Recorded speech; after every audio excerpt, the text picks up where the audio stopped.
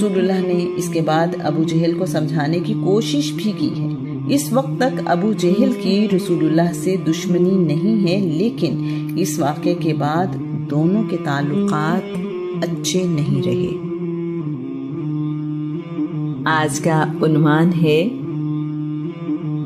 کامیاب تاجر۔ اب رسول اللہ صلی اللہ علیہ وآلہ وسلم کی عمر 25 سال ہے۔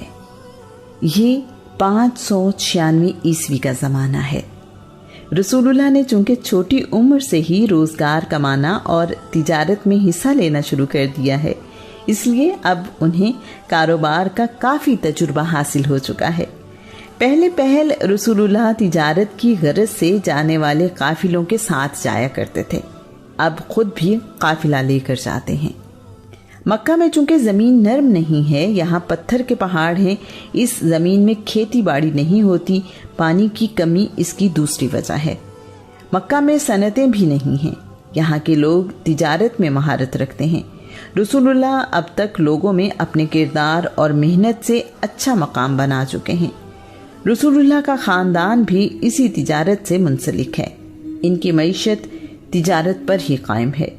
اس کے علاوہ حج ایسی عبادت ہے جو مکہ والوں کے لیے نفع کا باعث ہے۔ حج بھی مکہ کی معیشت کی مدد کرتا ہے۔ مکہ کے لوگ شام، حبشہ اور یمن کی بندرگاہوں سے سامان خرید کر لاتے اور عرب میں بیچتے ہیں۔ اسی طرح وہ مکہ سے مال خرید کر ان ملکوں میں بیچنے کے لیے لے جاتے ہیں۔ سب سے زیادہ تجارت کھانے پینے کی اشیاء، خشک میوہ جات، خوشبو، کپڑے اور آرائشی سامان کی ہوتی ہے۔ یہ لوگ اونٹوں پر سامان لاد کر لے جاتے ہیں اور جدھر جتنا مال بک سکے بیچ دیتے ہیں۔ واپسی پر ایسی چیزیں خرید لیتے ہیں جو مکہ میں بیچی جا سکتی ہوں۔ مکہ میں اپنا صرف چمڑے کا کاروبار ہے اور اس کی بڑی وجہ بیت اللہ میں کی جانے والی قربانی ہے۔ مکہ میں لوہار، ترکھان، موچی، نائی ضرورت کے مطابق ہیں۔ اونٹوں کے لیے نکیل، ڈوریاں، کجاوے بنانے والے بھی موجود ہیں۔ بھیڑوں کی اون اور بالوں سے دھاگا اور موٹا کپڑا بنایا جاتا ہے۔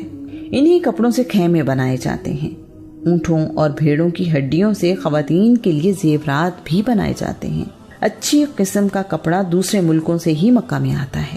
نمک قریبی سمندر سے حاصل کیا جاتا ہے۔ مرچوں کا استعمال کھانوں میں بہت کم ہے۔ مقامی طور پر پھل بھی نہیں ہیں، اس لیے پھل دوسری جگہوں سے آتے ہیں جو بہت مہنگے ہوتے ہیں۔ ان سب چیزوں کے باوجود مکہ ایک بڑی تجارتی منڈی ہے۔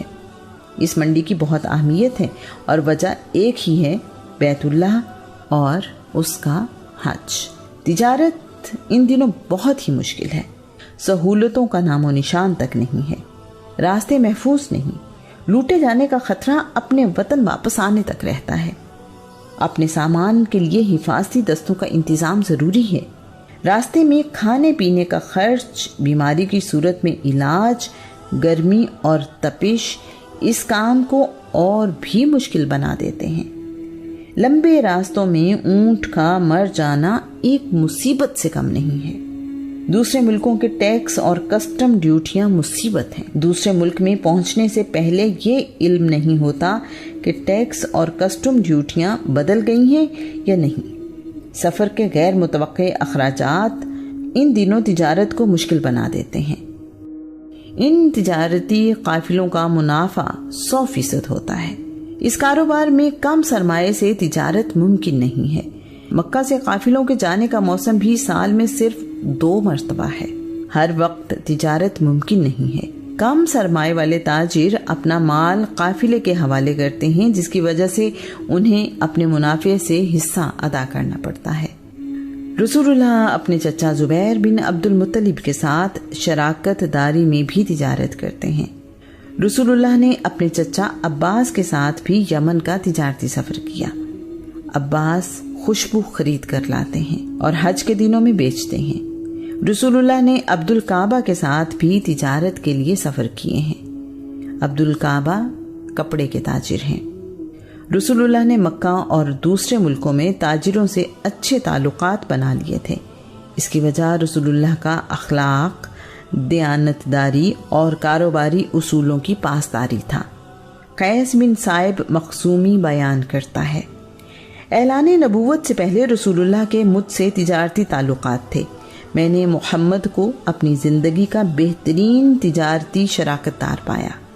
میں ہر بار محمد پر اعتبار کرتے ہوئے کوئی نہ کوئی تجارتی ذمہ داری دیتا تھا۔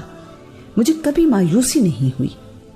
ہر بار جب تک مکمل حساب کتاب اور میرے سوالوں کے جوابات میرے اطمینان پر نہ ہوتے، محمد اپنے گھر نہ جاتے۔